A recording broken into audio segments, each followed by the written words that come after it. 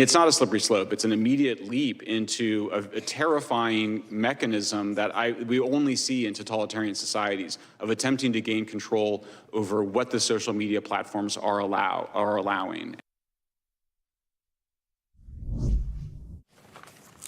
All right, constitutional law attorney and Democrat Alan Dershowitz joins me now. Sir, good to see you again.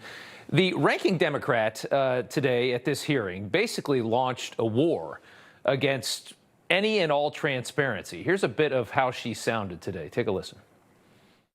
Mr. Chairman, I'm not exaggerating when I say that you have called before you two witnesses who pose a direct threat to people who oppose them. Just as it was unacceptable for Kevin McCarthy to provide 41,000 hours of sensitive security footage to a biased talking head in an effort to rewrite what happened on January 6th. This is a new Republican playbook, apparently. Risk American safety and security to score political points. So whether you're talking about COVID, you're talking about January 6th, whether you're talking about how the government and big tech and media are aligning together in certain ways, I think that transparency is the best thing for people to see what is actually happening in government. You're a common sense Democrat. These people are something else. And it actually scares me that they're so angered by all of this transparency. Well, I don't want to be associated with any of those folks. I vote Democrat most of the time, not all of the time. I am more anti-woke, anti-radical Democrat than I am anti-conservative Republican. I'm much closer to moderate conservatives on the Republican side than I am to those folks who don't believe in free speech, don't believe in transparency.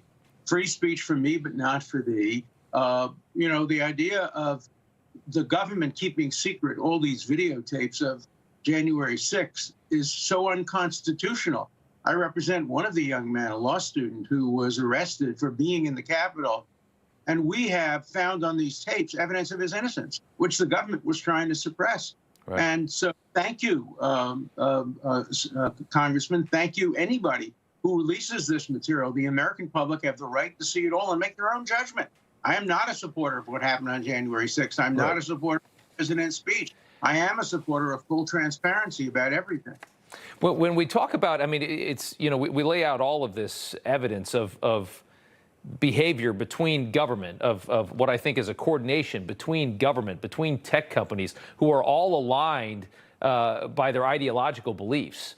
And you see how they're complicit in this and how the Democrats are threatened by this all being exposed to the people. Is it as simple as their lust for immense power is overwhelming their senses of what's right and wrong in this situation? Did they sell out for political gain? Because this really is the opportunity, I think, for them in a way. I think they see it as an opportunity to completely destroy the other party in a two-party system.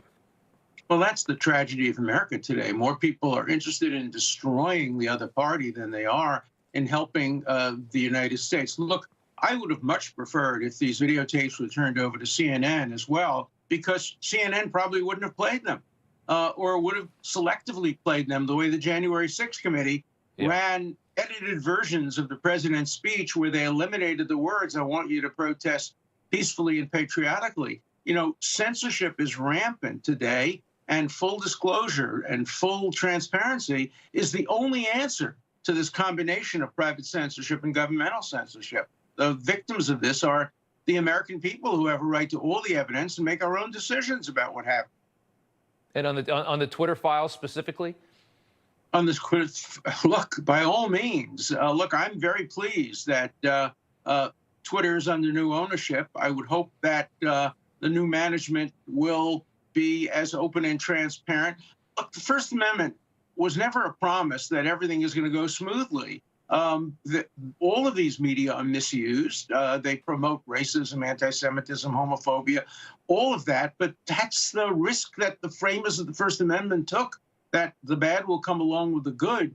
But the basic judgment is that the marketplace of ideas will prevail. Thomas Jefferson wrote that in a letter on the 25th anniversary of the Declaration of Independence, how we have nothing to worry about from free speech as long as each side has a chance to respond. And that should be the approach, not attempting to censor and hide from the public relevant information because it doesn't support your narrative. Again, the people screaming the loudest about protecting democracy seem to be the ones that are more than willing to subvert it for political gain. I think that is terrifying. Alan Dershowitz, always a pleasure. Thank you. Thank you.